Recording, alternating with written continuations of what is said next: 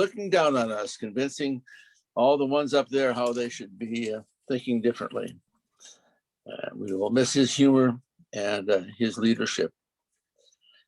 We are still looking for, hoping that we get Mike Carr. I have made a few contacts. We're not sure. Last year's world champion, and he made it sound hopeful.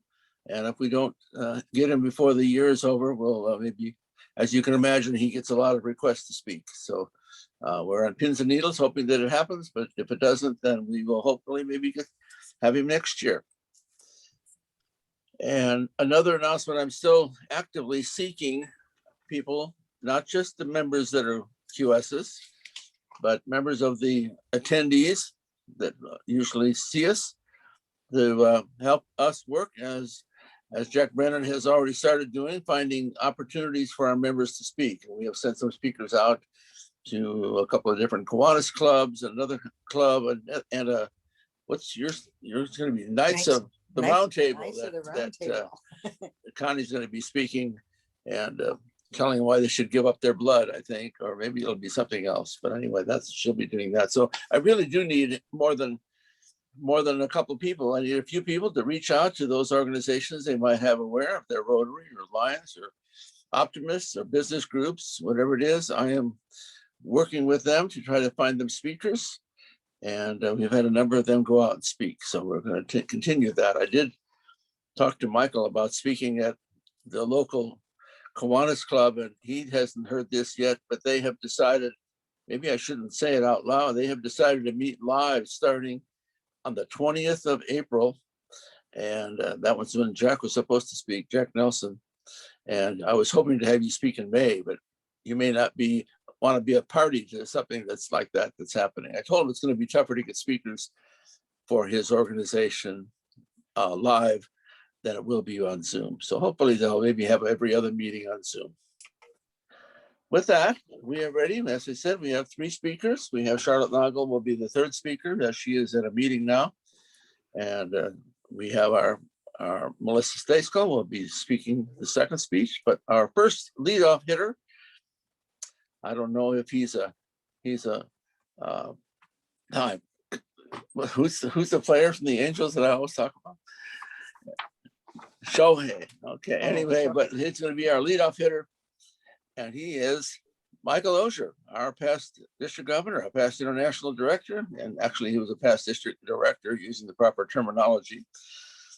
He is the assistant director for Riverside County Department of Public Health, where he leads a county COVID response operations of over 500 employees.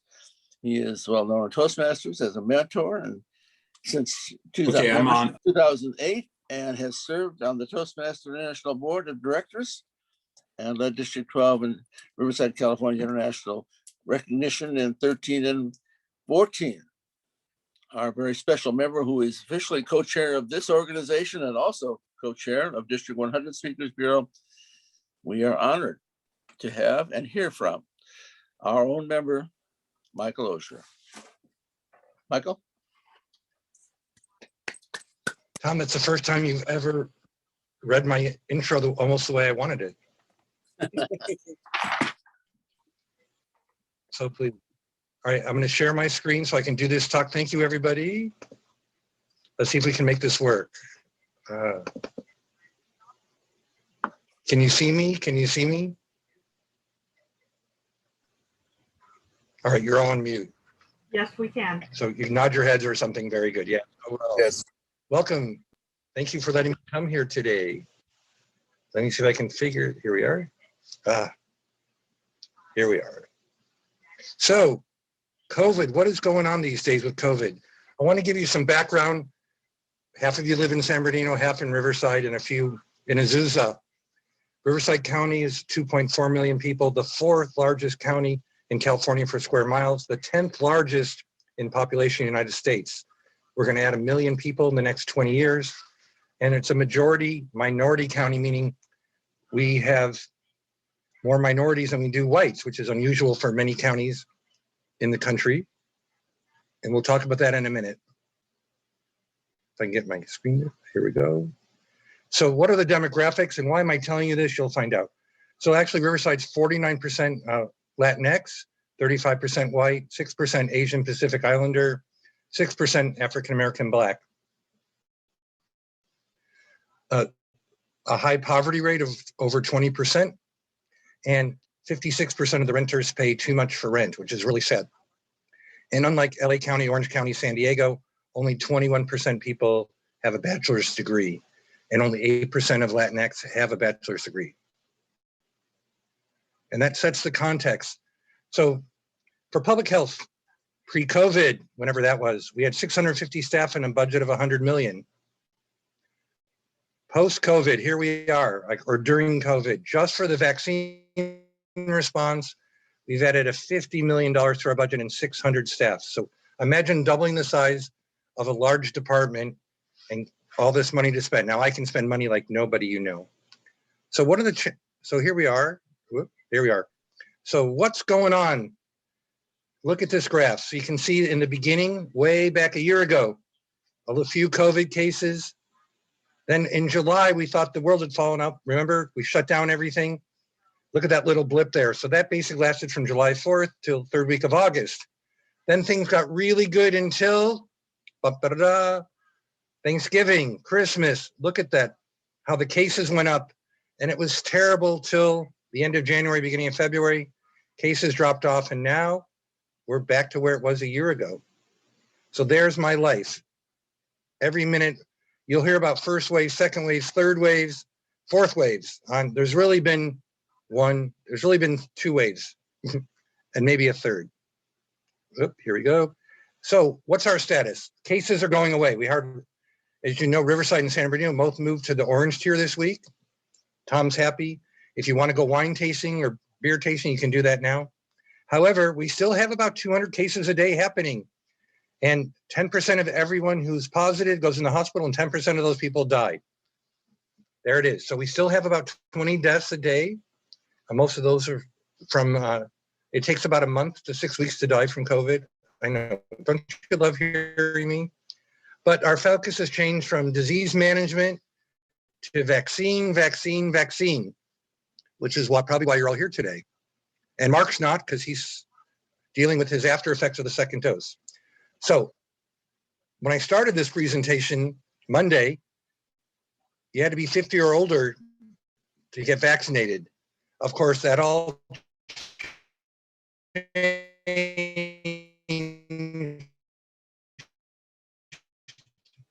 on Tuesday. The idea was, so health workers for sick people and people in skilled nursing facilities, we'll do them. Then we said, well, old people are dying, getting sick. So they decided 65 was old. I'm 65, that's not old, but here we are. Hey, so we can get vaccinated, and I got vaccinated right away. Then they said, well, the food workers and ag workers, they need janitors and we need custodial. And then pretty soon, well, then there's people with underlying disease. Then you have to be 50. And this week, San Bernardino, Riverside, hey, if you're over 16, you can get vaccinated. Yay. That's everybody in this room, if you haven't been vaccinated. So we started doing vaccines on December 17th. Here we are, January, February, March, 3.5 months later, we've given over 1 million vaccines. And that's why you don't see me around. That's why I turn down every opportunity except Tom's to speak at Speakers Bureau.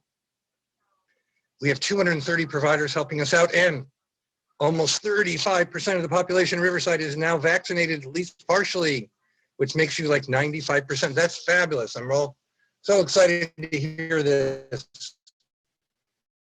And this is what I do every day, managing my team. Not enough, is it? So how many vaccines can we do a day?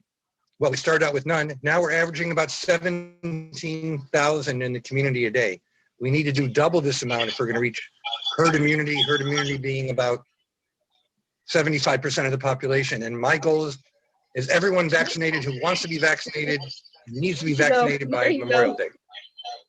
The phone is acting up. All right. Anyway, so everyone in this room, whatever I say, get vaccinated. So, but it's not equal around the population.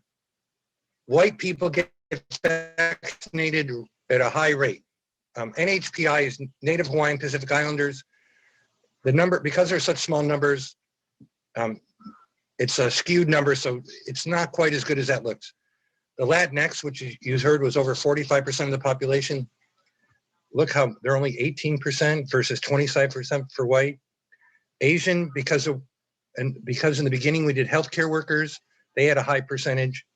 Black African American, 18%, and AINA, Alaskan, I think it's Alaskan Native, American Indian, or Native American, Alaskan, yeah, there you have it. But it's very unfair how we've done the vaccinations. As soon as we went to people 65 plus, it wipes out most of the minority groups, ethnic and race, and that's a problem. So we spend a lot of our time dealing with that issue because it's not fair. Everyone needs to get vaccinated, not just those who have cars and computers. So you can see here, look what happened when you go to 65-year-olds, right? It's easy to get vaccinated, but it's skewed toward white. And that's the problem. And because everyone needs to get vaccinated in the communities, not just a certain race group. Looking at this chart, the darker blue and the two darker blues, that's what's called the first quartile, the most disadvantaged. So those of you, I'm not going to go through a whole lecture. Quartile means quarters. Usually you think about equal quarters, that 25% of the population lives in each quartile. The fourth quartile are the rich. The first quartile are the ones that are the most disadvantaged. We've always been part of the group of Southern California public health departments that understood where the first quartile was. The state re-looked at this, and they basically, quartiles 1 and 2 in Riverside and in San Bernardino are part of the lowest quartile, which means those are the most disadvantaged. Coachella Valley, Desert Hot Springs, Hemet, and the area just outside Hemet.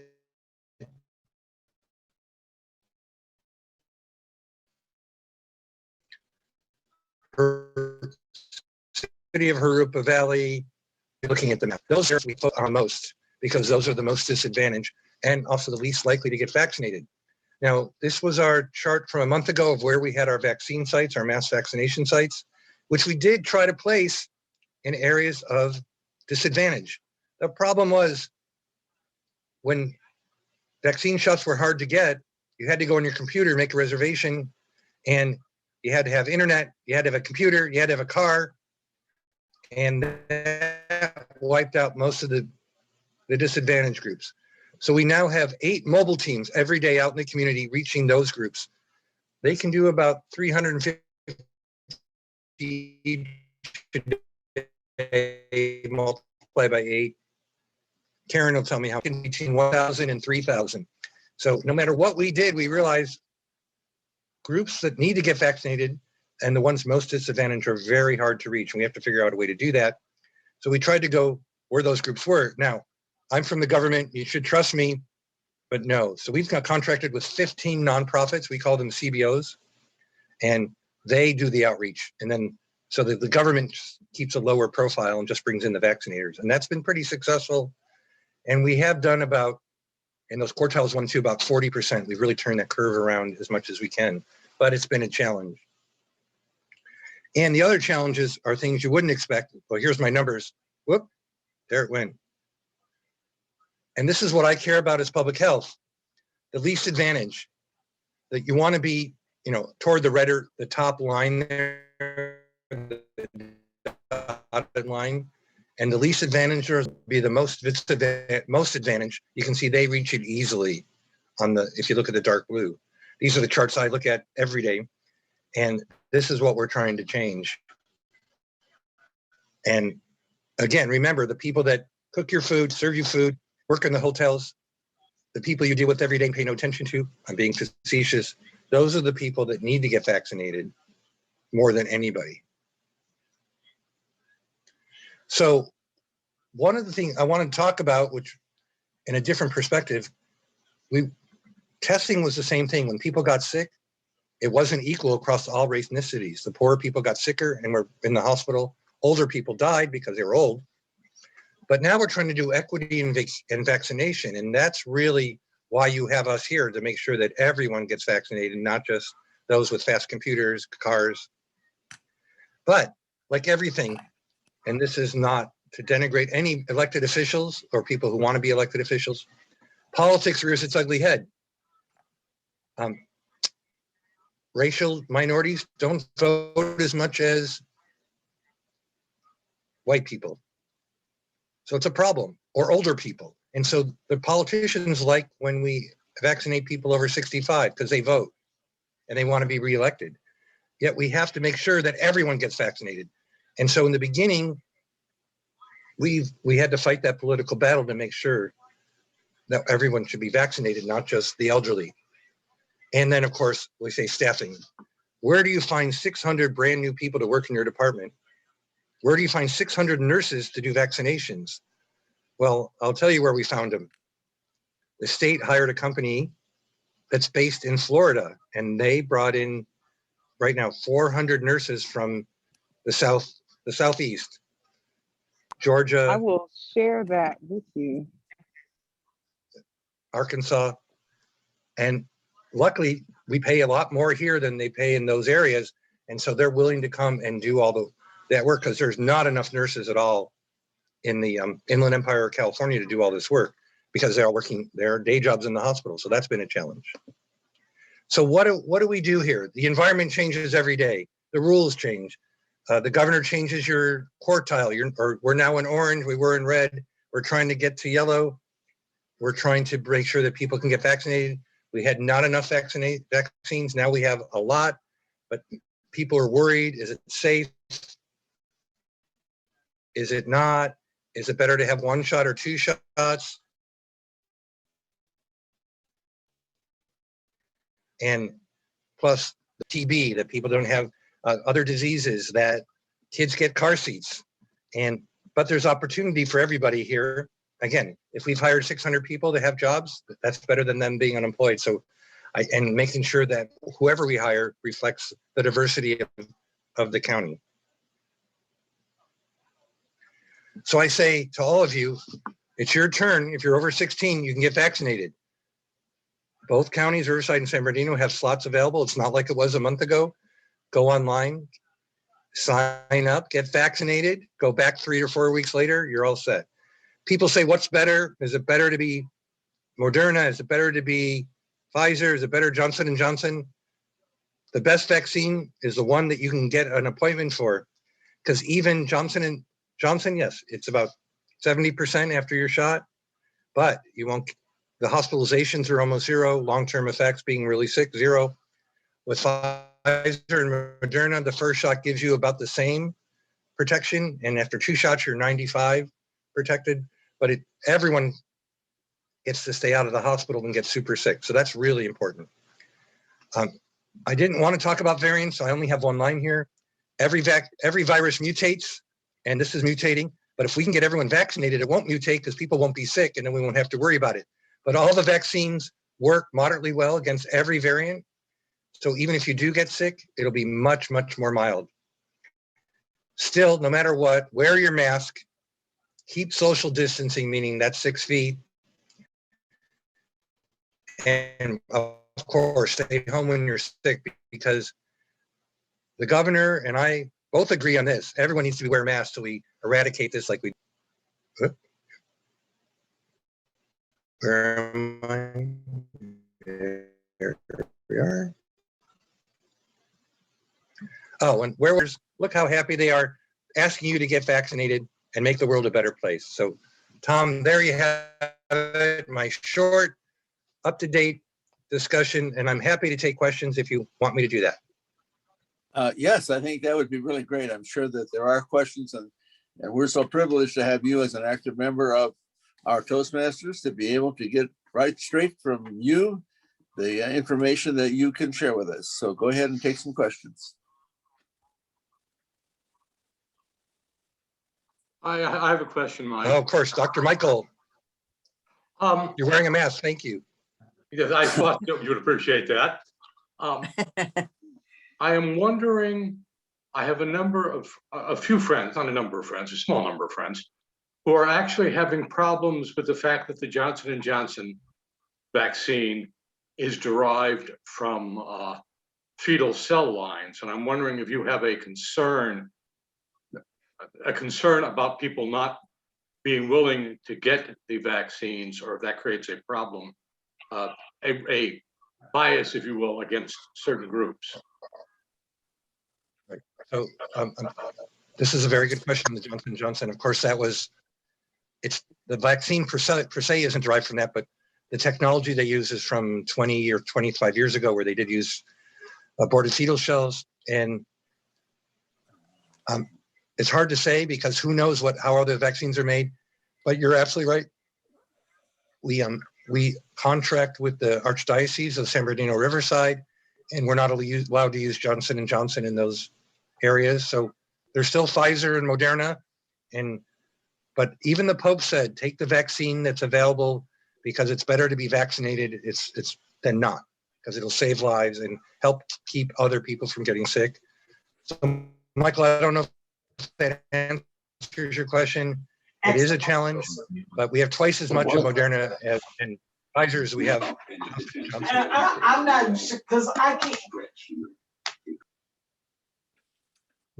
Randy Powell asking me a question. Hey, Mike, how you doing? Can you hear me okay? All right, Randy. Yep. Okay. The question I have is, I got the Pfizer, and my question is, do we yet know, or do you have any idea when we'll know how long before we'll need a booster? One thing I've learned, Randy, in the COVID thing is every prediction anyone made was wrong. But hypothetically, that is like the flu. Wouldn't that be great? And every year we just get a new shot and we do better. And I think we won't know for about 9 months to a year. And if we have to get another shot, it'll be just like the flu. And I think that's fine. And the next shot maybe will help with the variants, but maybe if everybody gets vaccinated, there won't be as many variants and maybe we won't need it. But how about a year from now? That's my prediction. Awesome, thank you. Michelle, you want to say something? Oh, Sonny. Yeah, so I was reading a news article that California is set to reopen completely on June 15. What do you think of that? The governor wants to open June 15th. How do I say this? Medicine is political in California. Somebody in the governor's office is facing a recall, and he wants to make sure that it doesn't happen or that he gets reelected. Here's my goal. I want to get 75% of our county vaccinated by Memorial Day, in which case 2 weeks later will be June 15th. Maybe we'll be in good shape. It concerns me because one thing about COVID, every time you relax and take off your mask, you start infecting people. And we'll know, I'll tell you, we'll know in 2 weeks about spring break and what happened, Sonny. But also, I want to go drink. I want to go visit without worrying about it. I want restaurants to be open. So how about that? It's wishful thinking. We thought it would take till July.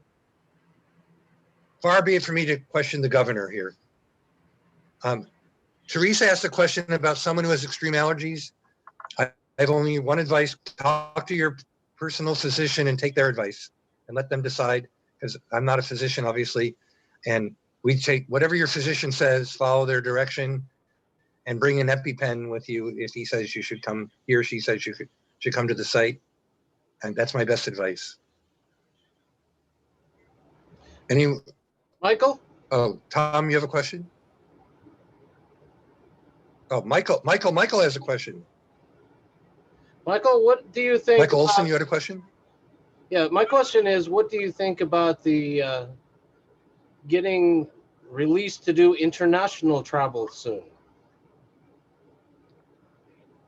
What about international travel? About getting tested before you go, or the vaccine passport, or what? When do you think that we are going to be released that we can do international travel?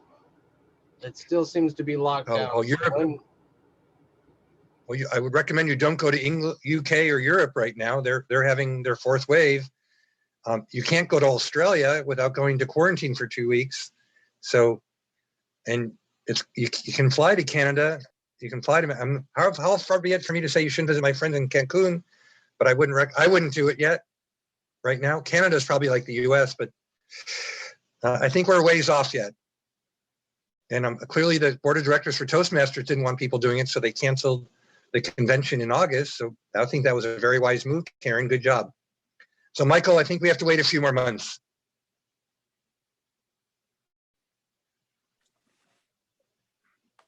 All right, anybody else? Esther, do you have a question for me? I know you were like all excited for me to present tonight. No, great job. Yeah, Michael, one All right. quick one. I I don't don't know whether somebody else has questions, and this is so great to be able to hear your answers about the Johnson & Johnson, the one-shot routine. Is that being kind of nudged toward homeless, which are hard to get in for their second shot? So we want to make sure we do about half the vaccine of Johnson & Johnson. We target for hard to reach groups, the homeless, people living in Blythe, if anyone's from Blythe, because it's hard to get out there, especially in the summer, groups that are hard to reach. And but we want to keep half of it for people that just want the shot for whatever reason. So we do a mix and we mix it into all our regular sites that we call them super pods. Pods is points of distribution. In case people want to know what a pod is, that's what it stands for. So we were told that people wouldn't want it because it's not as good. Then we're told that everybody wants it. So it's just like everything else. It's a mix. Some people want it, some don't. We've got 2 shipments of it in last week. So Riverside and San Bernardino both have a lot this week and next.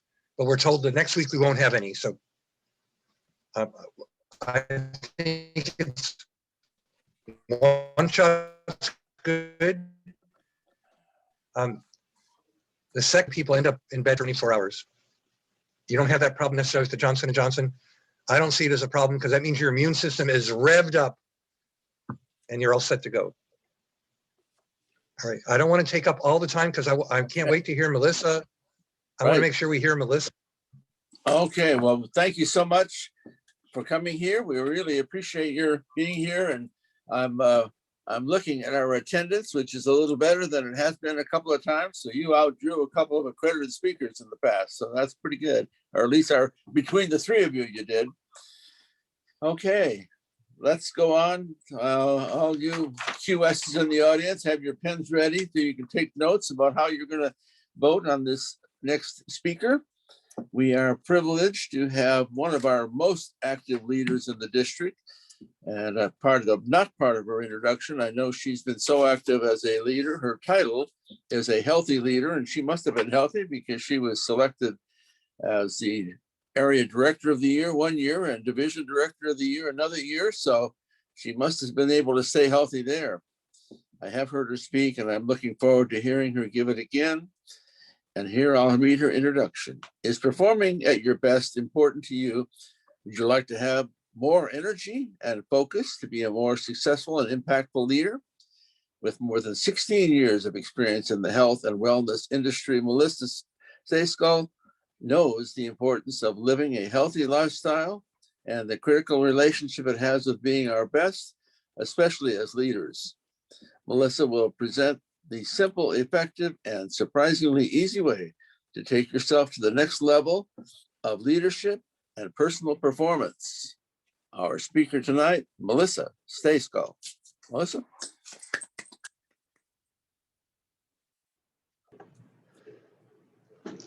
Whether you're looking at NFL legend Tom Brady or billionaire and business tycoon Warren Buffett, successful leaders around the world all know that there's one crucial element that plays a significant role in how they perform as a leader and as an individual. That is their health. Successful leaders know that the key to the success for them is being healthy. Healthy leaders. How do you consider yourself a healthy leader? Raise your hand. Because you don't know what a healthy leader is. Tonight, you're going to discover the difference between being a leader and being a healthy leader. Now raise your hand if you consider yourself a leader. I actually see all hands up, because being a leader, you can be a leader at home with your family, you can be a leader at work with a project, or you can be a leader in your community with a nonprofit organization, such as your Toastmasters club. Now, do you consider yourself healthy? Raise your hand. Everyone's hand should be up for this one, because if you are here tonight, you're with us and you're warm and you're breathing, you're alive, you are absolutely healthy. But the difference of being just a leader and being a healthy leader is the difference of operating at your full potential and your absolute best. And as leaders, we're in positions where we are guiding others. People are looking to us as examples and watching what we do. To lead others and to be successful, we must be operating at our absolute best. To do this is to be a healthy leader through 3 ways that we'll discuss tonight. The first way is by being a healthy leader through the food that we eat. The second is being a healthy leader through the movement that we give our bodies. And the third and final way is being a healthy leader through the care that we give ourselves. I remember the first time that I realized the importance of being a healthy leader. I've had the pleasure to work for a company called The Vitamin Shop for the last 12 years. This is an amazing retail supplement health and wellness company that I absolutely love working for. And in 2012, I was given this great opportunity to take on a store that was an amazing promotion, because the store was twice the sales volume of my current store. But not only that, it was an opportunity to show myself as a leader, because the store had a challenge where the team in place was broken.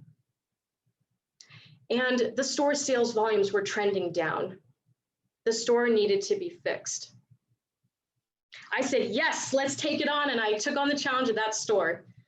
Oh, little did I know what I was getting myself into, because not only was it a higher volume store with a broken team, but I had given myself an average 45-minute commute.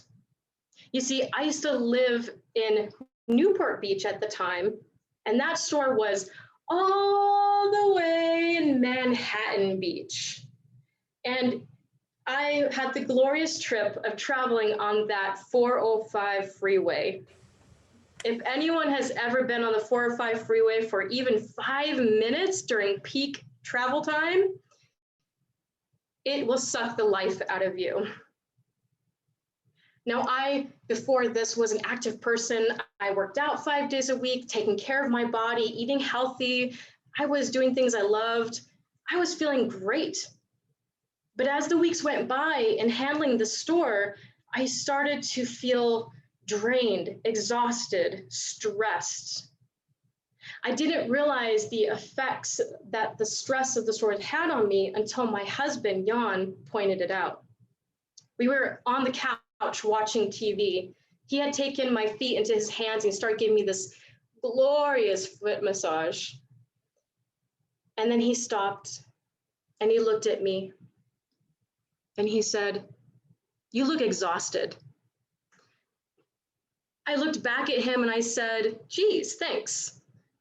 Well, I knew he wasn't being mean. What he was doing was that he was pointing out how tired I looked because I wasn't taking care of myself. He could see the stress all over my body. At that moment, I realized that I had stopped taking care of myself. I put my care and my health last and my work first. Do you think that I was getting the results I was looking for? I wasn't. So I quickly turned my focus around and I got myself to slowly but surely start working out again. I started to pack my meals because fast food was catching up to me. And I started to indulge in my favorite hobbies once more, reading my favorite books by Dean Koontz and working on my writing.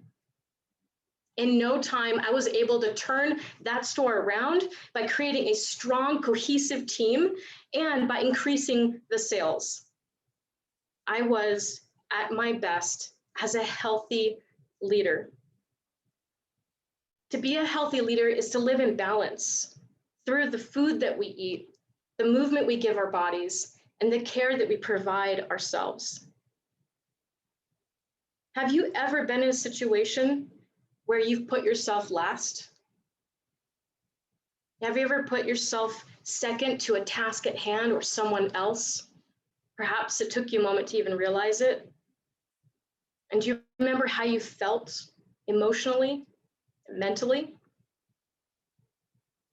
The small actions that we take every day as being healthy leaders, every day and each week, have a significant impact on how we perform at our absolute best.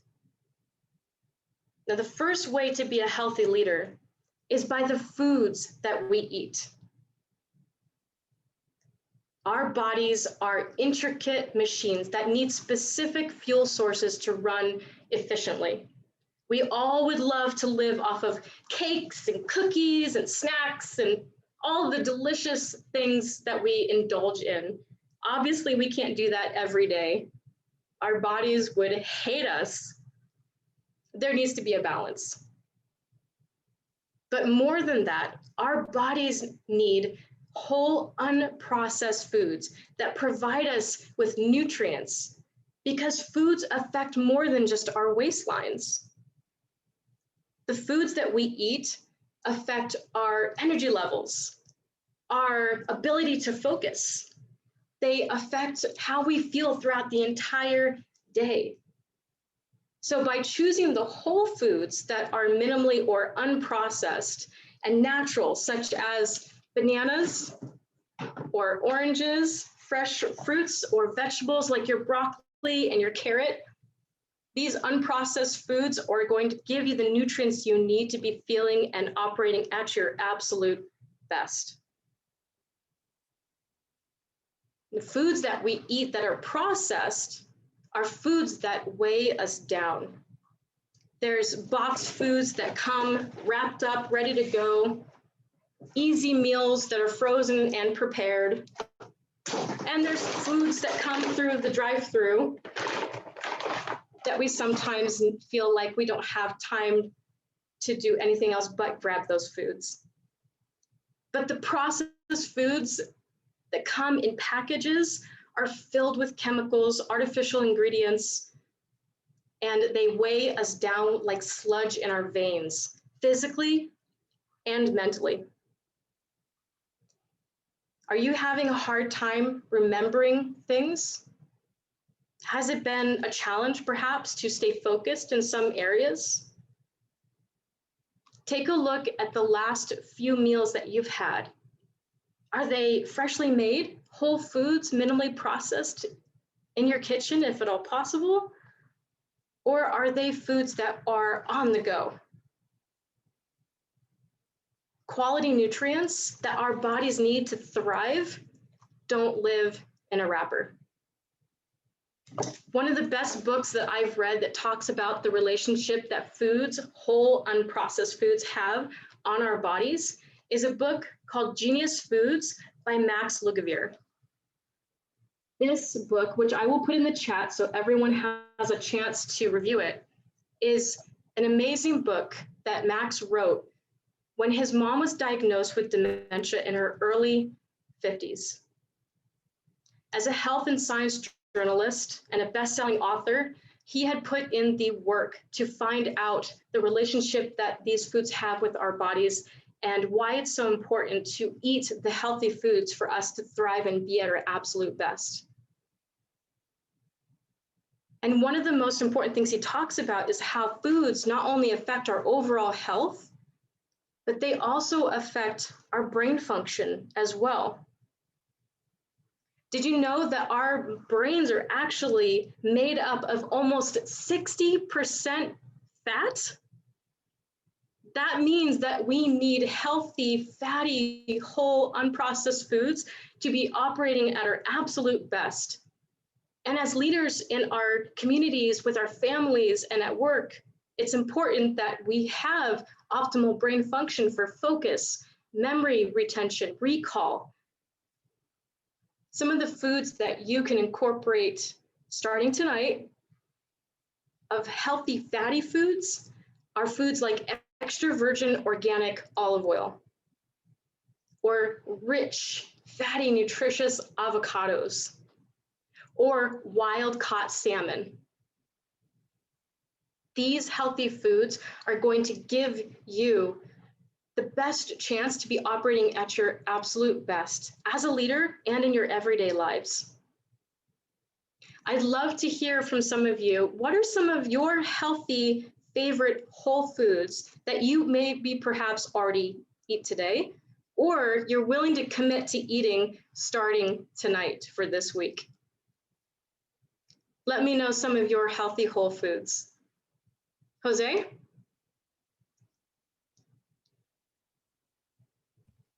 Avocados and salmon, my favorites. Perfect. Those are two that I already mentioned, so you are already on the right track.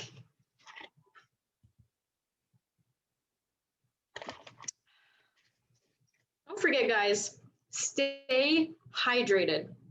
Drinking 8 glasses of water every day allows your body the fuel it needs to operate at its best. It gives your skin and your joints optimal health, and it keeps your mood and your energy levels up. And bonus, it'll manage your appetite. To be a healthy leader is to find balance in the foods that we eat and incorporate into our everyday lives each week. Start incorporating whole, unprocessed foods into your diet, and I guarantee you will start to feel more energetic and you'll have better focus and mental clarity. The second way that you can be a healthy leader is through the movement that you give your body. Now, we were made to move. I don't know if you know this, but our ancestors were always on the move. Back in the day, they had to forage for their food. They had to fight off predators or go search for new places to live based on the weather. Constantly moving, our bodies were in motion, and it's in our DNA. And yet in this 21st century, it is extremely easy to stay connected with people more than ever without much movement. Now, the technology has a lot of benefits, including the last year or so, we've been able to keep some sanity while we stayed connected during times of social distancing. But the technology that has limited our movement is seen in the simple everyday acts that we have. Whether we're commuting to work in our car, we're slumped in our seat, and we're driving for that 45-minute excruciating commute on the 405 freeway, or we're at our desks at our office, tapping away at our computers, hunched over, losing posture, or perhaps we're on our cell phones, swiping away, guilty. Necks craned down for hours looking at our emails and social media. The lack of movement restricts our bodies from feeling our best, from feeling strong and healthy and having circulation and good posture. Now, you can go extreme and start including burpees or push-ups or jumping jacks into your workout routine to get the movement going. But trust me, you do not have to go that extreme. When you incorporate movement into your body, you can start with something as simple as light stretching, yoga, Pilates, 40-minute brisk walks. These small movements will make a significant impact on your body. All your body needs is to be able to feel the movement, to encourage good posture, and to have the circulation it needs to get quality nutrients through the bloodstream and to our cells. In addition, movement provides a rush of endorphins, healthy feel-good chemicals that make us feel upbeat, positive, and energetic. The benefits of movement are massive on our bodies, and it only takes a little bit every day to make it happen. One of my favorite ways of incorporating movement into my life is to go for a walk with my husband.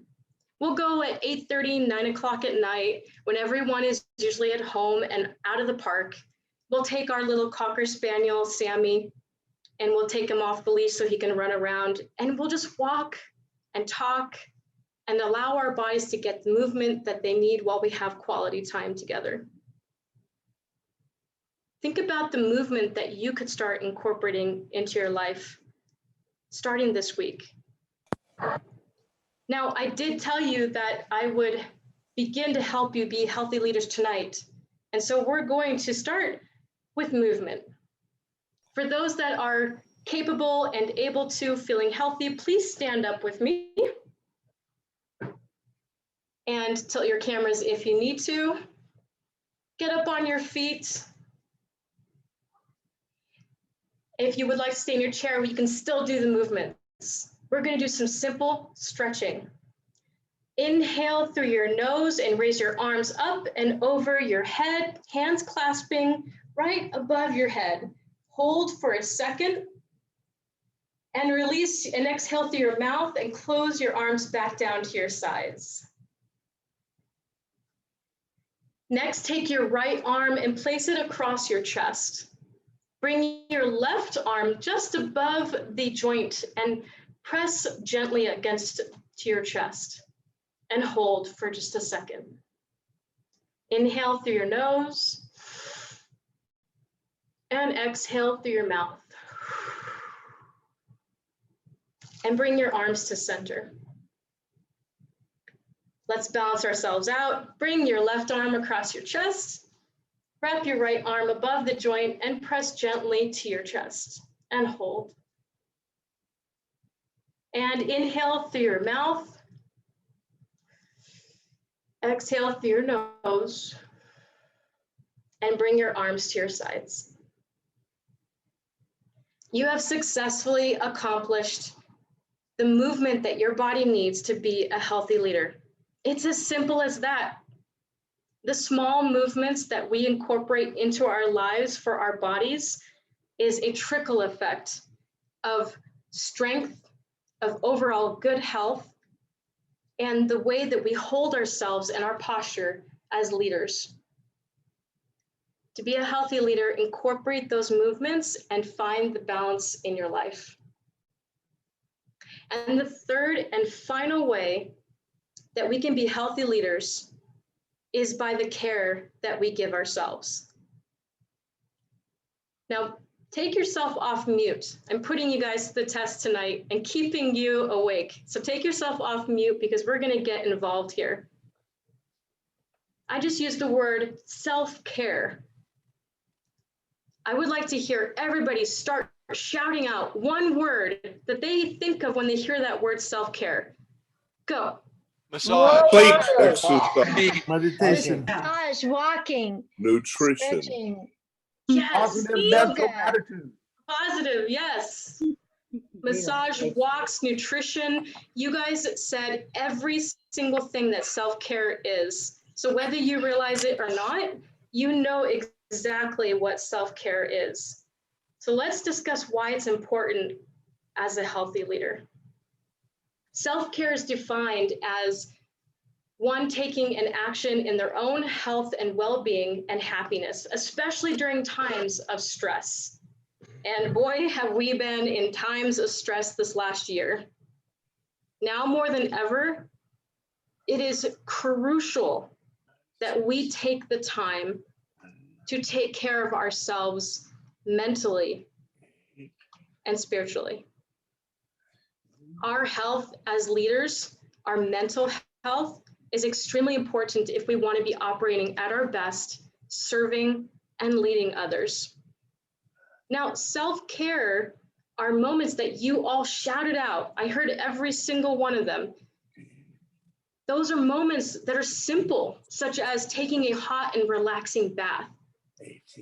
It could be using unaccrued, unused vacation time to take a break from work. It's right around 20, but It could be something as simple as going for those walks or listening to your favorite music and turning the volume up just a notch.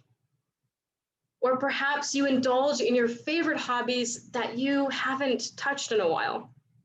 It doesn't matter what you do for your self-care. All that matters is that it makes you smile, it makes you feel good, and it helps you to relax and de-stress. It doesn't have to be complicated. It just has to put a smile on your face. Remember my story at the beginning, how I let my work consume me and I stopped taking care of myself with my food, with my exercise, and my taking care of myself. I wasn't getting the results that I needed to be an effective leader for that store. It really wasn't until I started to change the way I took care of myself that I was able to turn that store around. To be a healthy leader, find balance in the way that you take care of yourself. If you're going to lead others, you have to come first. Small or big, it doesn't matter, but take time to give the care that your body needs to feel good, to be rejuvenated, and to be fresh every single day. Your mind will thank you. Your body is going to thank you. And I guarantee that you will be stronger against the stresses of everyday life because of it. It's not always easy to take the time to take care of ourselves when we're busy, when we're stressed, when we've got a million things on our plates. But the results that come from taking those small moments of self-care are exponential, and they affect us individually and as leaders. To be a healthy leader is to find balance in life and to be operating at your full potential. To find the results that you're looking for, it's not about making one big drastic lifestyle change or one big moment. The results of our lives in any category are always made up of small, incremental, consistent changes that we work on a daily and weekly basis. To be an effective leader is to be a healthy leader by the foods that we eat, whole, unprocessed, by the movement that we give our bodies for circulation, strength, and posture, and by the care that we provide ourselves to be operating at our absolute best. I challenge you tonight, be a healthy leader, choose healthy, whole, unprocessed foods, get some movement into your body,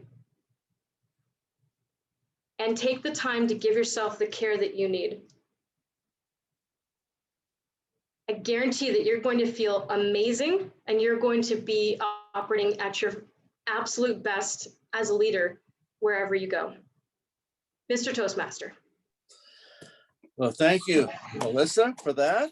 I am anxious to hear comments and input from the QSs in the audience. I see a lot of smiles on the screen, but it's only fair that we give you some suggestions. And that is the role at this point in time of our qualified speakers. They will be first to be called upon. If there is time after that, then we will open it up to others. So if I see hands, unmute yourself and have at it. Let's get some suggestions and thoughts for her. And I won't be able to see all the hands. So if you raise your hand, I see Ed is going to lead off. So Ed, unmute and. Melissa, well done. Excellent presentation. I am just really proud of how you took some suggestions. I heard this speech last Friday night, and you incorporated the ideas that you were given, and really, really good speech. Very well done. And thank you so much for getting us involved. I loved how you got the audience involvement with the little bit of exercise. And then, you know, you showed me a technique that I wasn't familiar with a large Zoom group like this. We're getting everybody to say something all at one time. That was really What cool. was that? So great job. something at the same Love time. it. And I'm just really excited for you. I think you're going to do very well with the vote. All right. I'm done.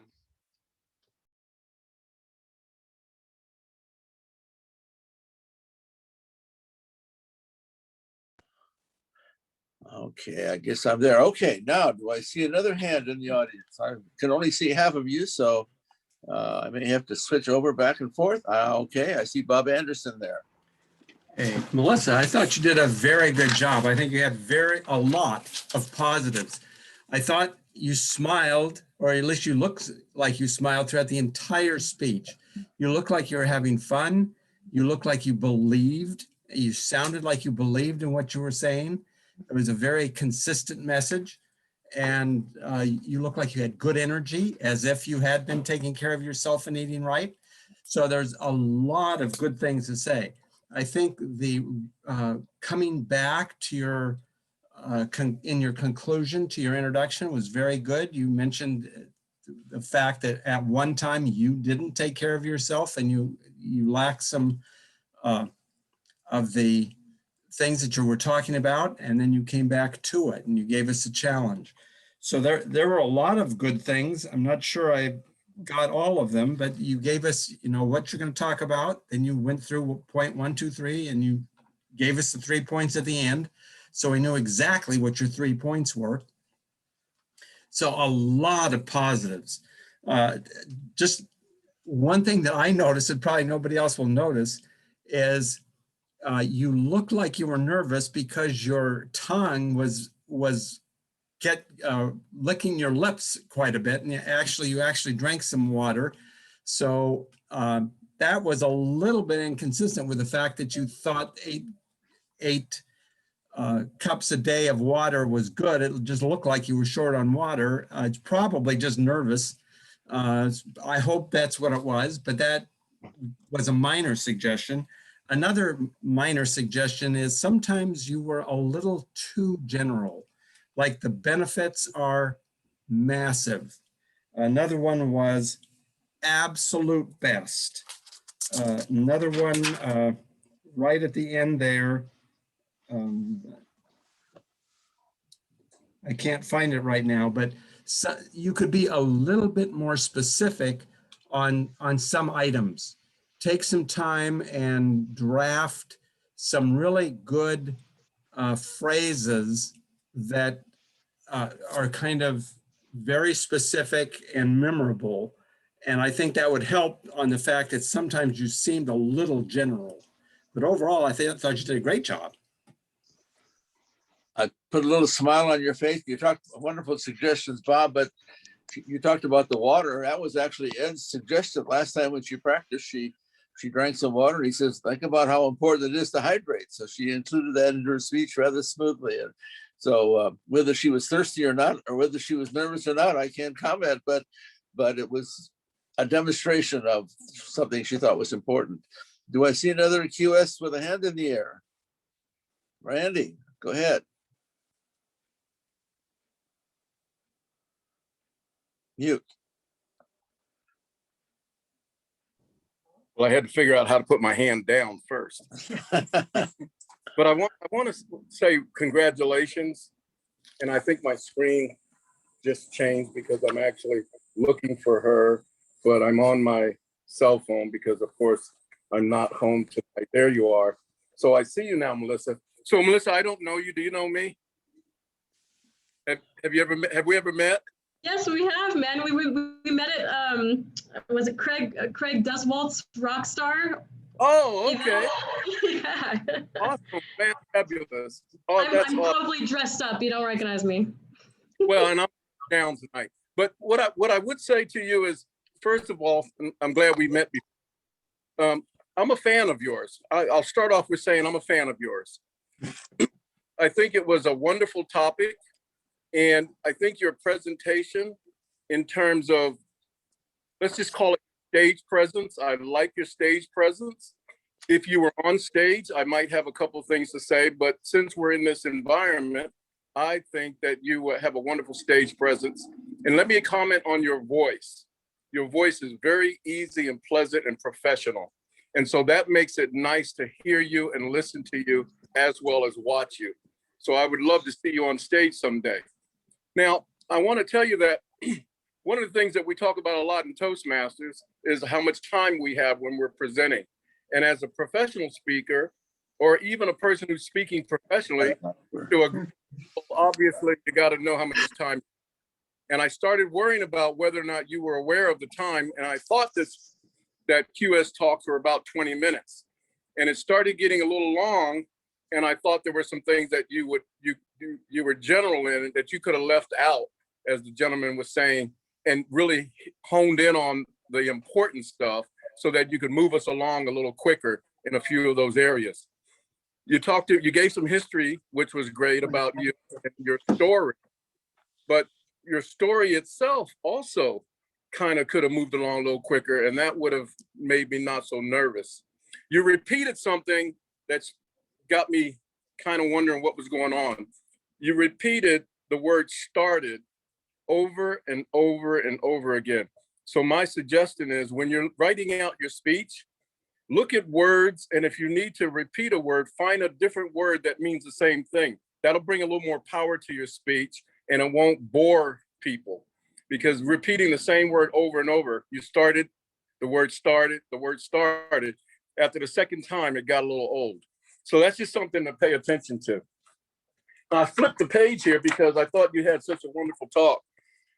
You did a lot with telling us about how the body works under the unprocessed foods, and the quality foods don't reside in a wrapper. I thought that was awesome. So you had a lot of statements that are easy to remember. You got my attention when you talked about filled with chemicals. You were talking about processed food. I wrote processed crap. But the point is, you did a lot to educate in this talk, and I thought that was awesome. I wouldn't get so interactive in this environment because I think that also took away from your time. My guess is you went a little long in your time, and I didn't time you. But if you're going to give a 20-minute or 30-minute speech, it needs to be a 20-minute or a 30-minute speech. And the only other thing I would say, because of time, is I thought you had passion, knowledge, and again, I already told you about your voice. But the one thing that I would also add to that is your close to action, or your call to action at the end, you can do a lot with that. And I think to get people to move into action, you need to develop a more powerful close to action, or call to action, I mean. So really think about, where do you want people to end up when it's all said and done?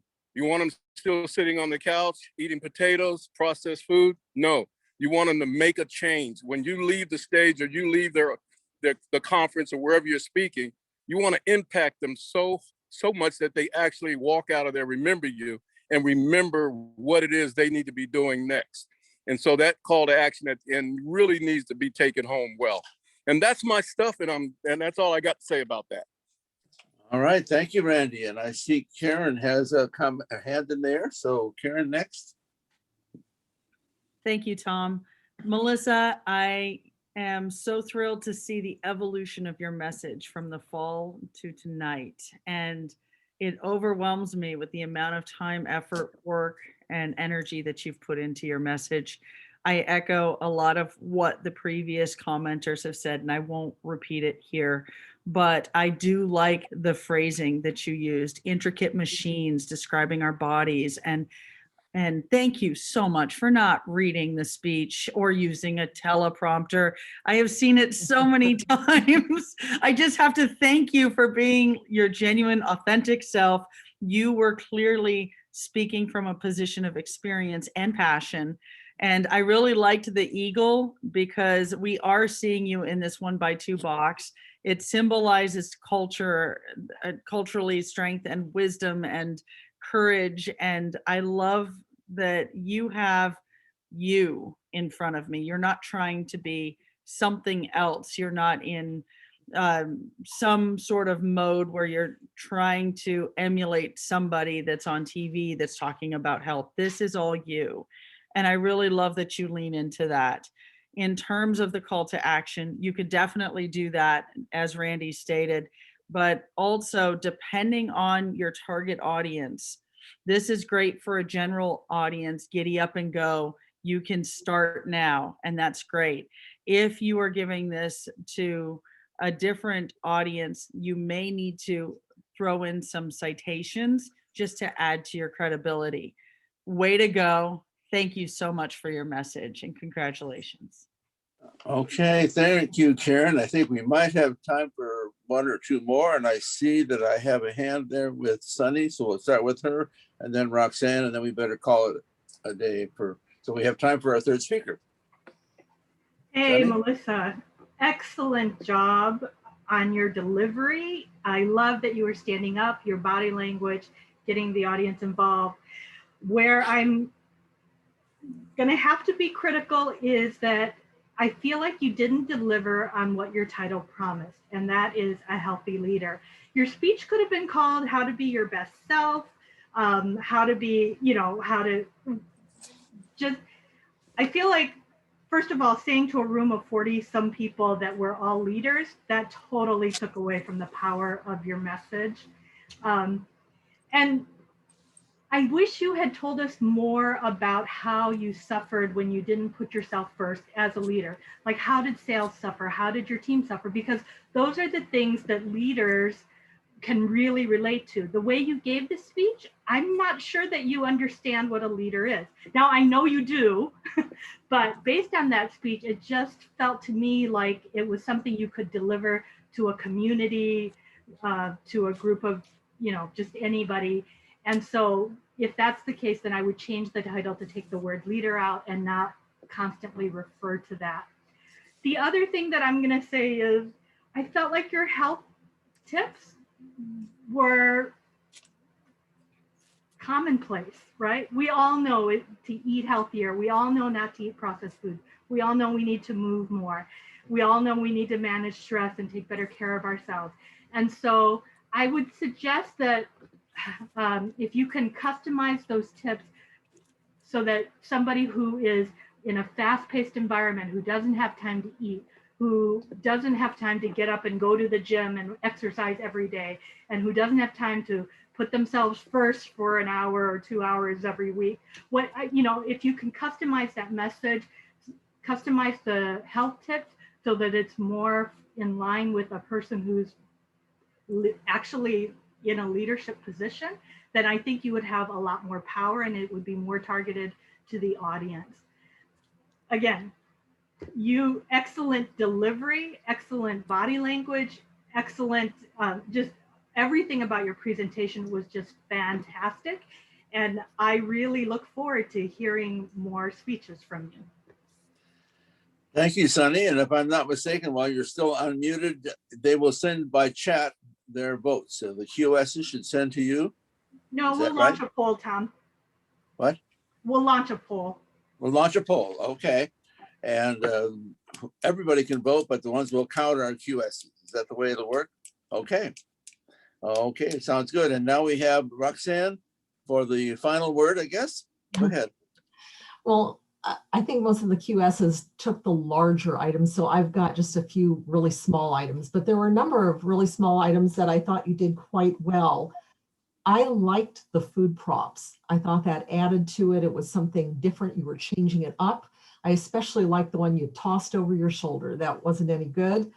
The book, I was interested in that book, and you showed me the name and what the cover looked like, and I appreciated that. I thought your sound quality was good. I also liked the fact that you were standing.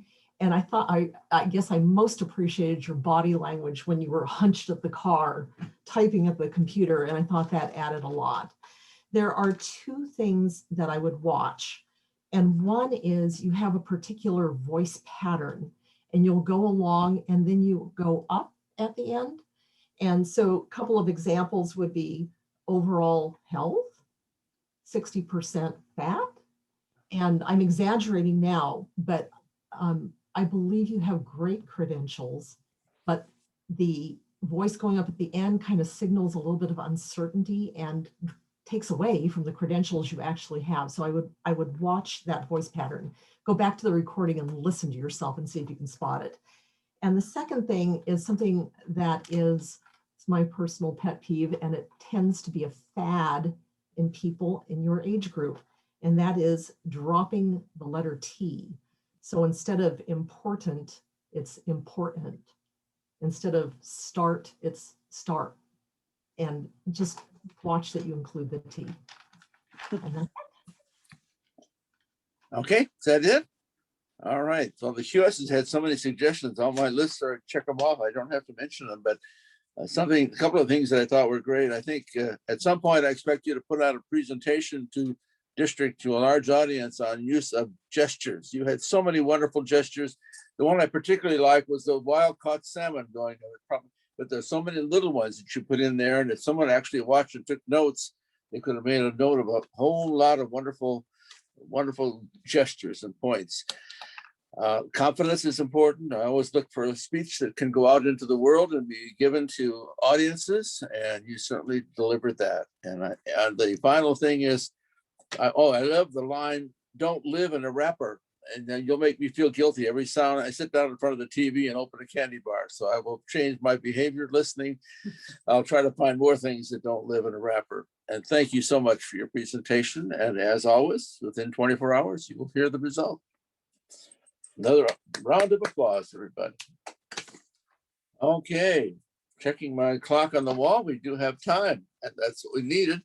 A time for, I was thinking if we had a theme music for our program tonight, it might have been that old song, Staying Alive, because Michael talked about the COVID, and now we're a healthy leader.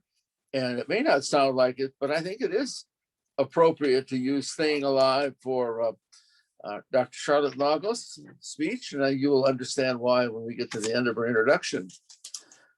Charlotte Naugle was a district director in our district, and she's well on her way to being a district director in District 100. So she certainly has exposed the concept of being a healthy leader and a leader amongst us. So not many of us in this history of our district have been district governors or district directors of more than one district. So that's quite something.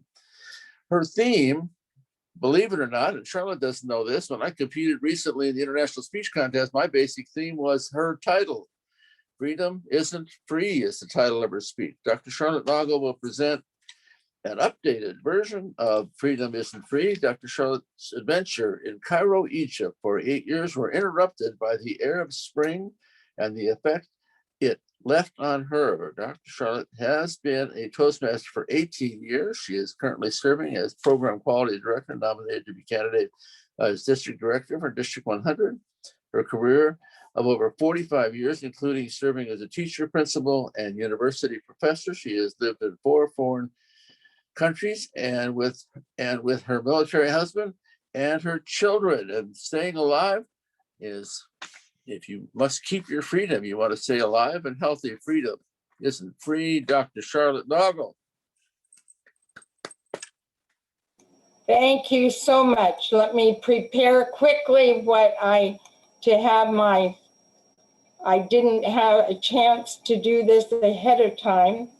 So just bear with me for a minute and we'll get going.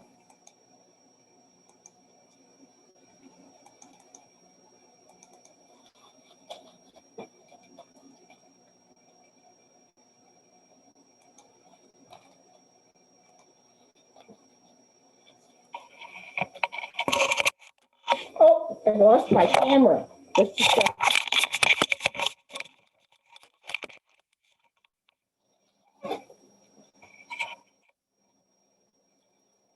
I'm sure that you know people who have died to give us freedom.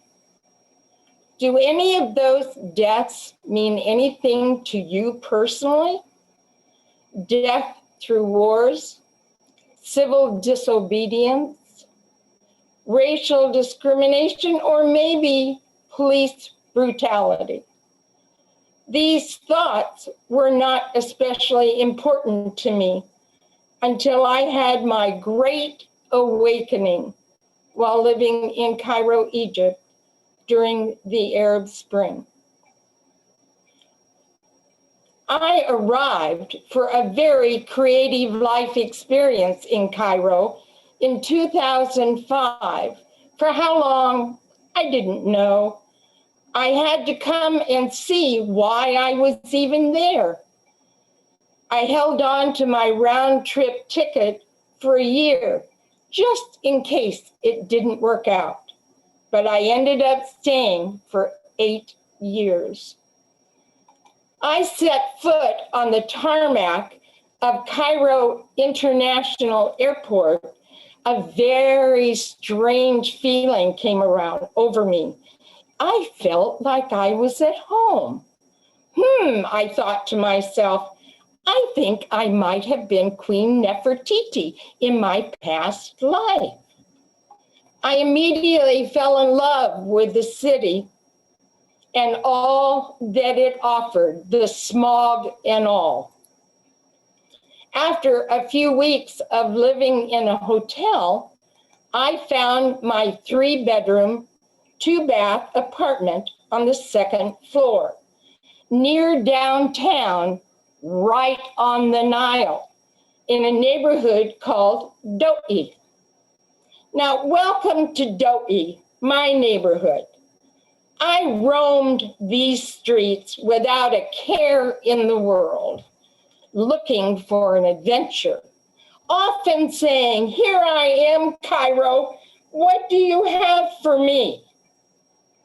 And I soon became an active member of this community. I was taking Arabic lessons and having fun trying out my new language, which often caused the Egyptians to laugh at my American accent. I also learned how to hang clothes on the balcony clothesline without dropping anything. Now, this was a skill, let me tell you, and a very different way to live. But oh, what fun I had. Egypt is a very highly developed, effective police state. There were policemen everywhere. But because I was a guest in the country, the tourists were important to the economy, I was treated extremely well. They often helped me cross the street and get to subway stations, or maybe even watch my driver's car if it was needed. However, they didn't seem to show that same respect to the Egyptian people, which I found very unsettling. Now, it didn't take me long to acclimate myself to the Egyptian life, and I was having a splendid time. I spent many hours cruising the Nile in riverboats and feluccas with KFC and chicken, and singing loudly with a recording of the famous Egyptian pop star Amr Diab. I was also traveling through the Middle East and Europe with the Egyptian ballroom dancing team and had lots of fun doing that. In addition, I was teaching as the only American professor at Cairo University with graduate students who were working in international businesses, completing their degrees in business management. This was the top for me. This was why I was in Egypt. I was sure topping this would be hard. I love spending time with Egyptian people. They were loving, kind, care, and accepting. And although I had many friends, 2 families accepted me as part of their family, and I had the opportunity to learn much about Egyptian life. Meet the El Basha family. I met them through their son, Ahmed, who was a student in my class. I spent many hours learning about living on limited resources. Amina, the mother, and I squatted on the floor, often cooking a full-blown Egyptian meal on a Bunsen burner. I was impressed, since I even have a hard time cooking on a regular stove. But they accepted me unconditionally. Another family that I was very close to is the El Dali family. They lived in a village about 30 minutes outside of Cairo, and I met them through a friend who also lived in their village. They introduced me to village weddings and Egyptian dancing, making visits to the mosque, and the kids even tried to teach me how to ride a donkey. That didn't go so well. Mustafa, the father, he owned a cyber cafe within the village, which served great Egyptian tea, coffee, or shisha, the bubbly machine pipe that they used for smoking tobacco. My life was full of newness, joy, and fun. I was a carefree spirit, living in a carefree world, having the time of my life. Thinking, now I know why I'm in Egypt. I love this. Then one day, everything changed. It was Monday, January 25th, 2011. The police day holiday around 11 o'clock in the morning. I was sitting very peacefully on my balcony, watching the boats on the river, enjoying a cup of Egyptian coffee when I heard loud chanting in the street. I got excited and thought, oh, here comes the Ahli soccer team. They must have won another game. They often invited me to join them in their victory marches, and they were fun to be with. But wait a minute, I listened closer. A large group was chanting, Kafaya, Kafaya, enough, enough. Their voices were angry and defiant. As they turned the corner to pass in front of my apartment, I saw hundreds protesting, carrying flags and placards. I shouted down to them, Inta Reafin, where are you going? They responded, El Medan El Tahrir. Tahrir Square was a beautiful park in downtown Cairo. Tayali, Doctor, Tayali, come with us, doctor. La shukran, no thank you. Anadurs Hanafi Masri, I'm a guest here in Egypt. What was this all about? What was happening? I hadn't heard anything about protesting. Now, I didn't go with them, but boy, was I curious and wanted to learn what was really happening.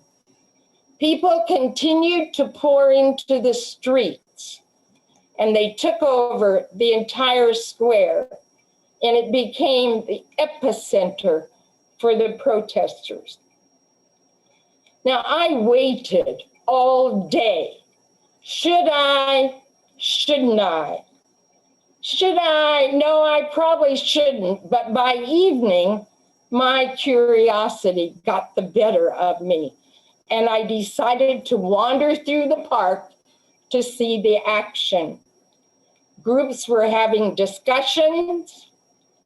Some were singing, others giving speeches, and some had even settled down for the night. I kept wandering from group to group, asking, Intafin, Why are you here? Inta Izek, what do you want? What is happening? And this is what they told me. We have let Mubarak run our lives long enough. We want your American democracy. Now, the responses had a distinct undercurrent of bitterness and shame, while mixed with the euphoria of empowerment. Mubarak treats us with contempt and disrespect. We won't leave until he goes. We don't see any hope if things don't change. We want change. The police are going unchecked and they're killing people. Look at what they did to Khalid Saeed. Khalid was a young man from Alexandria. For no apparent reason, he was pulled out of a cyber cafe in Alexandria and beaten to death by the police earlier. I listened to these comments all evening. These people said their words with such a sense of defeat 1 minute, but hopefulness the next. This night was a profound experience for me. The thought entered my mind, wow, freedom isn't free. There's a cost to this dream. And I've been taking my own freedoms for granted. On January 27th, all cell phones went dead. The internet was shut down by the government as social media was being used as a call to arms. I was now without contact with my family in America. Oh my God, what was I going to do? I really, an eerie feeling came over me because I was used to talking to them once a week using Radio Shack's Magic Jack. But now I felt completely disconnected. However, the closing down of the internet backfired on the government. If people couldn't use the internet and get their information, they flooded into the streets to find out what was really happening. Once they were outside, they then joined the protest. And as a result, the internet was restored in a couple of days. And boy, let me tell you, I was relieved because so much was happening. On the third day, the police abandoned their positions from the lowest rank to the highest. They just walked off the job, saying they were not going to take orders that required them to turn on their neighbors and their friends. Following day, the camel battle emerged. Now, I witnessed these camel riders coming through the squares with whips and machetes. I couldn't move. I was watching from my balcony. I watched dumbfoundedly while over 300 Egyptians in this square lost their lives that day, with many injuries occurring. I couldn't believe what my eyes were seeing. This can't be real. But yes, it was real and people were dying. Now I definitely knew, without a doubt, that freedom is not free. There was a question that I kept asking myself during this time. Was I willing to die for my American freedom? That question continued to haunt me, and the crowds became larger and larger and more violent and horrific. Tear gas canisters from the United States were used for control. Looting and burning were becoming more prevalent. And they even looted the sacred Egyptian museum. The army was called in.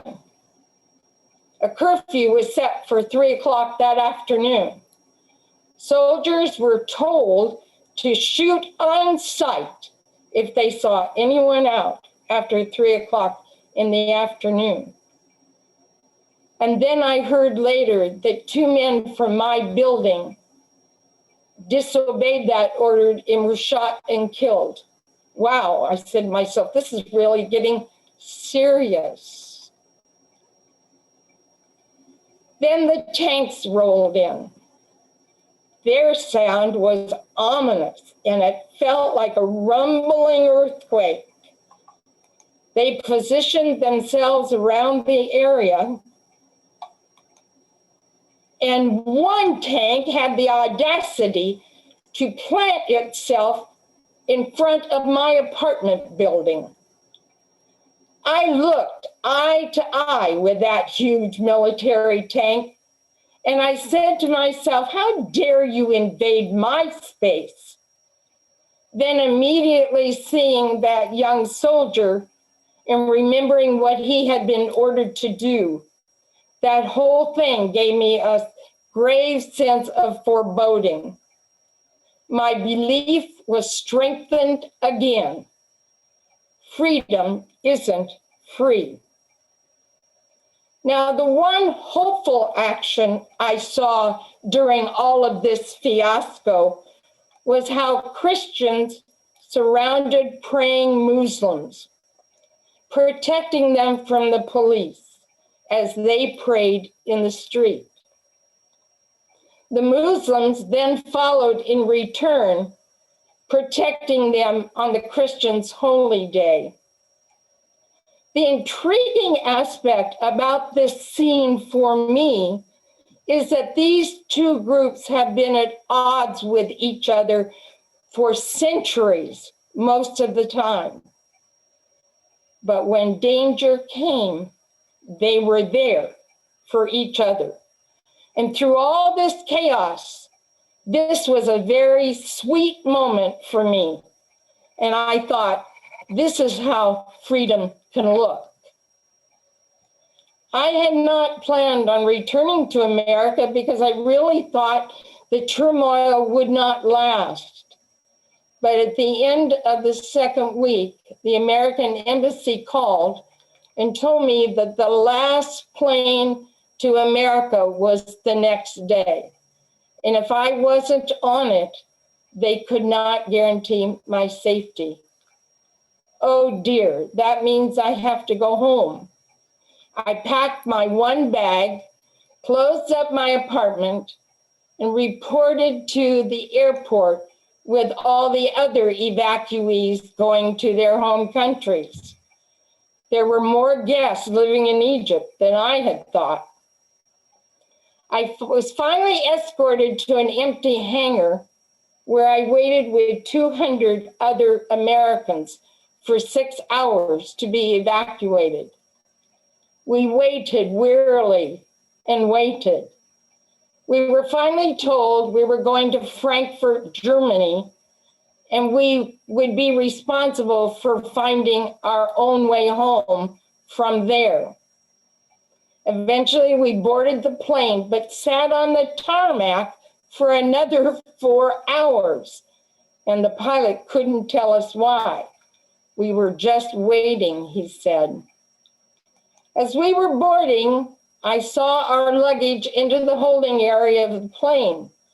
But shortly after that, it all unloaded again. Real fear began to set in for me.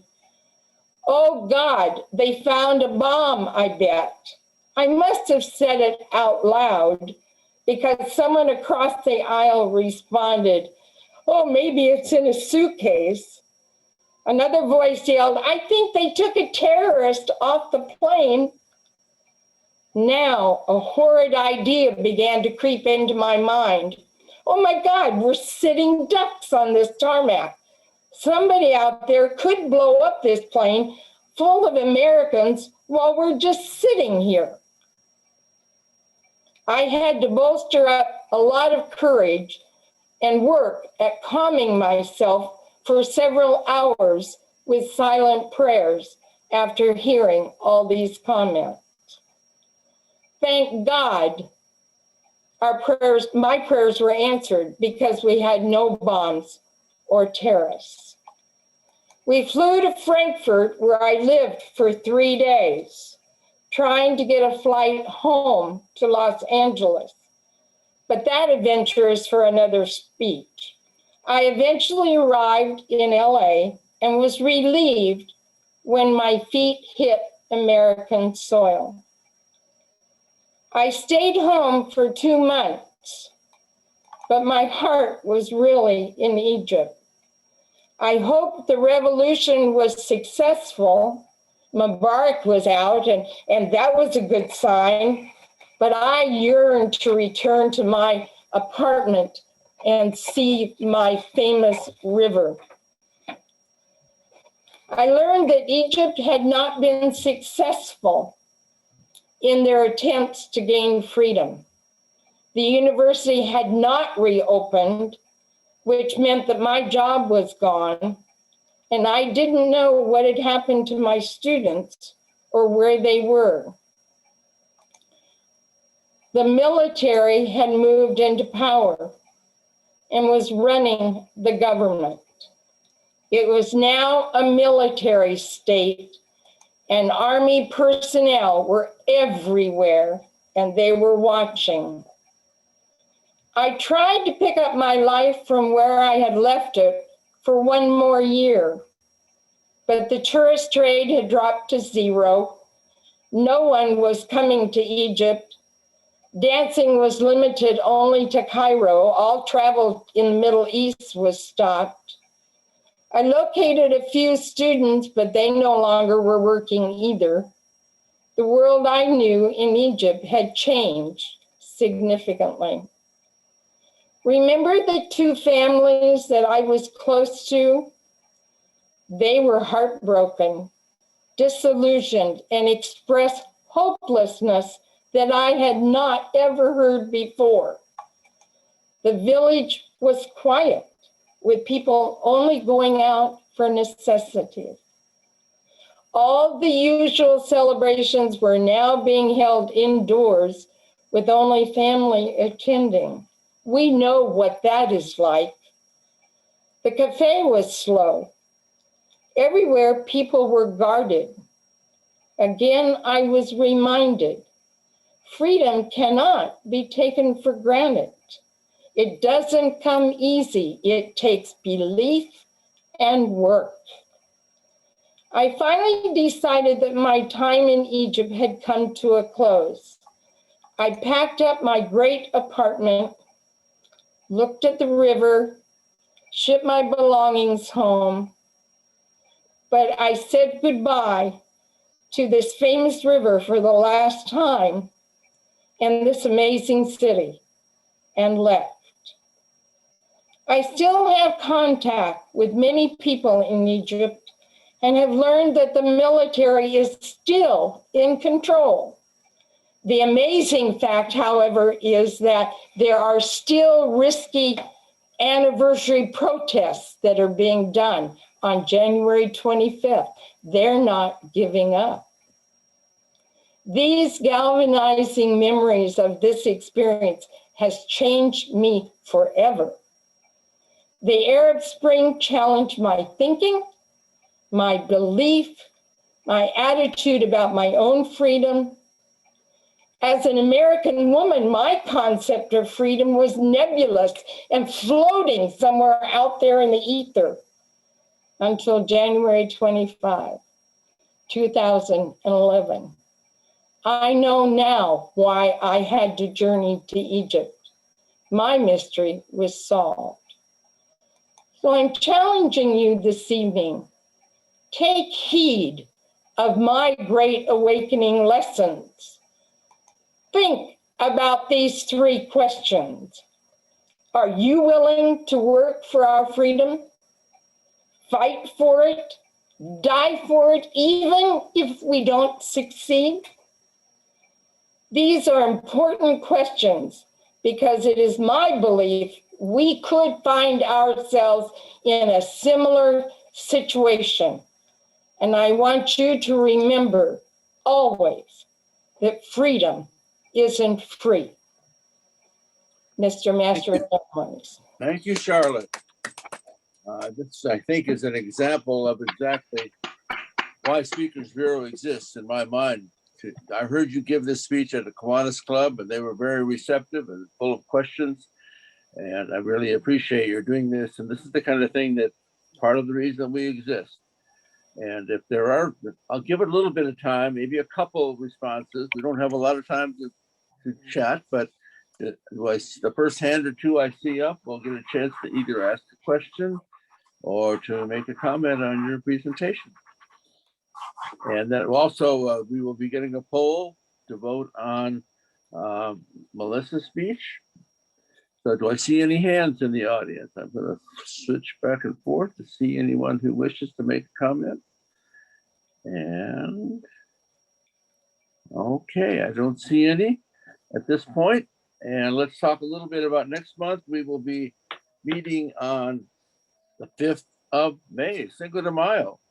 And if it's possible, looking at the attendance we have, maybe we get better attendance when we bring our own speakers in than when we do otherwise. So this is one of the better attended meetings in the last few months. So congratulate the audience on that.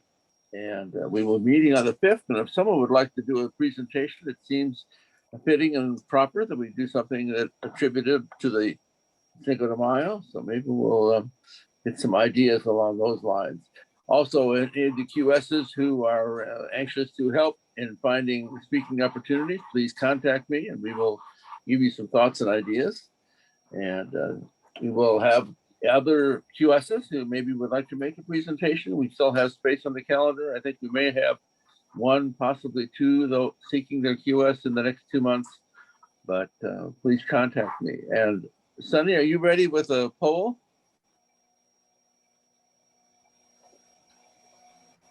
Oh, I actually did the poll right after Melissa spoke.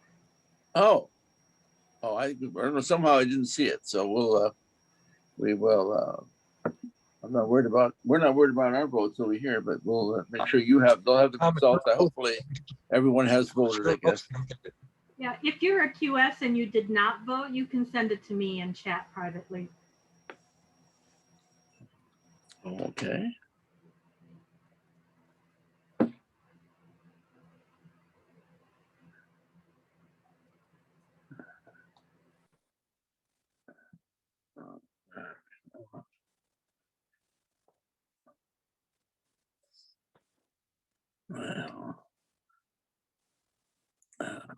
Well, where are you here? I can't find you.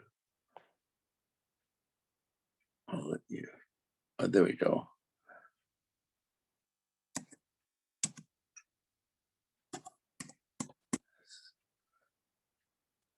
Okay. All right. I have an announcement. Next month's meeting is, and I would do something we haven't done before. We'd like some comments. We had a chance, a number of people had a chance to comment. Do we have anybody, first of all, do we have anybody that's here for the first time? First time they've come to Speakers Bureau. And if you have any 2 cents you'd like to contribute to the audience.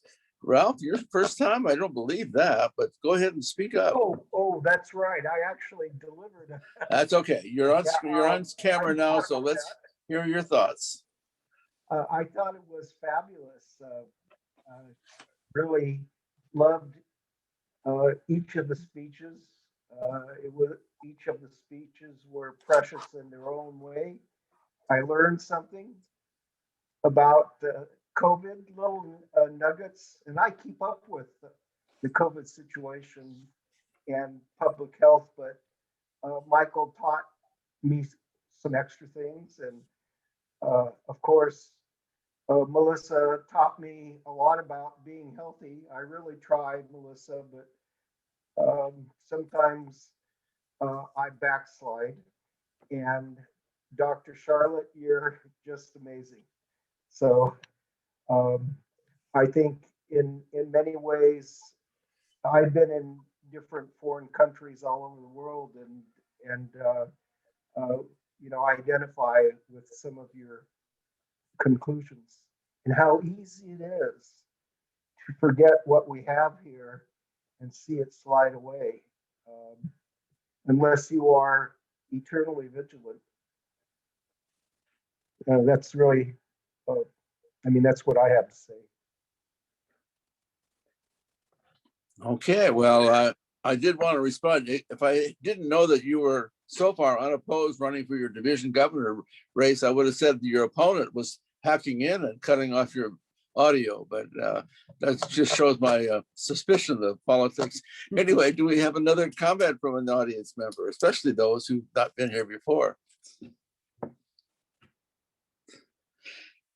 And if you are, just speak up, since I don't. Do you see a hand, Connie? No, that's the same group, so you. I know, I'm going back and forth. Okay, now other comments from anyone else who would like to make comments? We still have a couple minutes for comments, so if anybody else would like to speak on any of the speakers.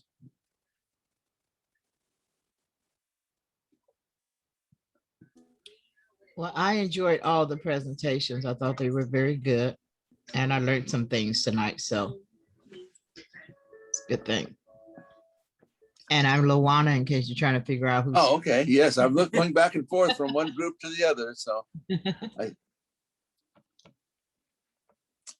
okay. Anybody else? Now, Michelle has such a nice smile. Maybe Michelle's or the cat, one or the other, have something to add.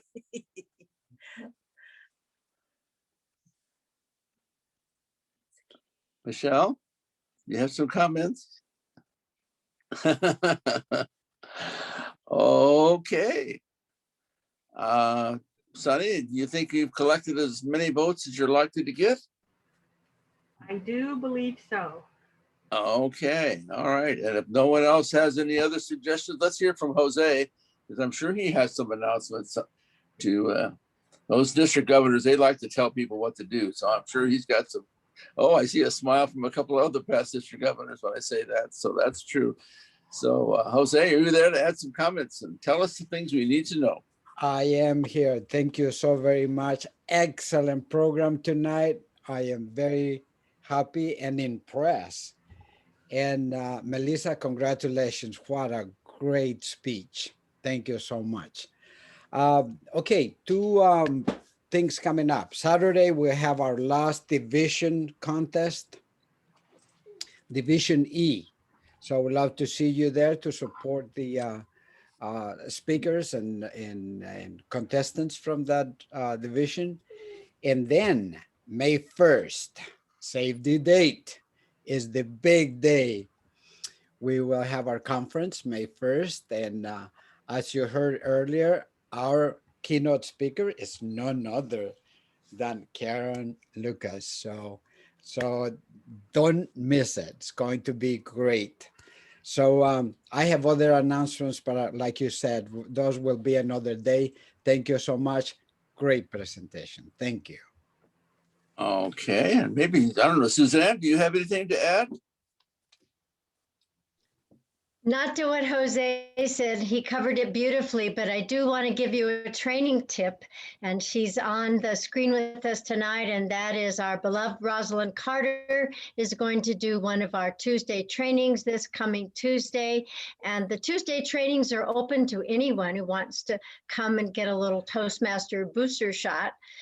So she's going to be talking specifically to new members and the benefits and why they're in Toastmasters and how we can serve their leadership and communication needs. So please register on Tuesday with the trio. It's going to be a wonderful evening with Roz. So this coming Tuesday.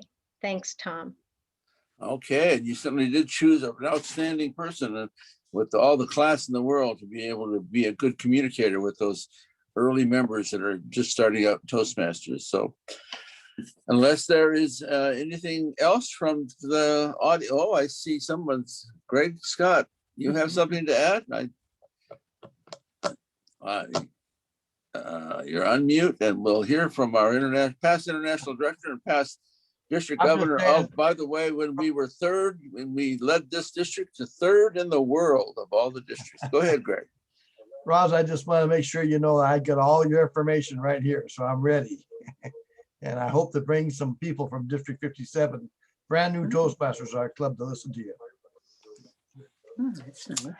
Okay, and don't see any other comments. Thank you all for being here. We did have a successful evening, and we will be looking forward to seeing you on the 5th of May and at the conference. All right, we shall see you. A word, Yes, a word, Thomas. go ahead. I'd like just to talk to you. It's not relevant to others, but I'm interested in going for